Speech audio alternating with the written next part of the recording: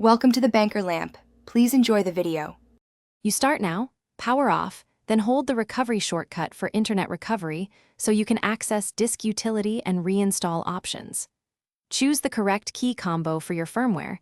This matters because the right recovery image talks to your hardware. Once you see the globe or recovery menu, connect to Wi-Fi and authenticate with your Apple ID if prompted. This enables firmware checks. Make sure a time machine or external backup is connected now so you can restore data later.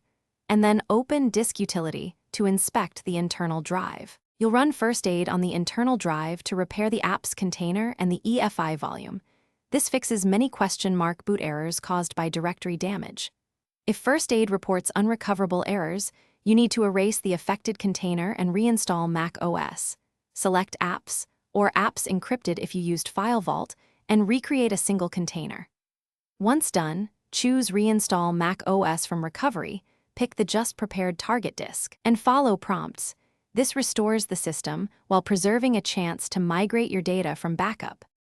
Once macOS is installed, restore your data using Time Machine or Migration Assistant so apps and settings return. If the folder with a question mark persists, reset NVRAM and SMC, because firmware boot entries or power settings can block startup. Do that next.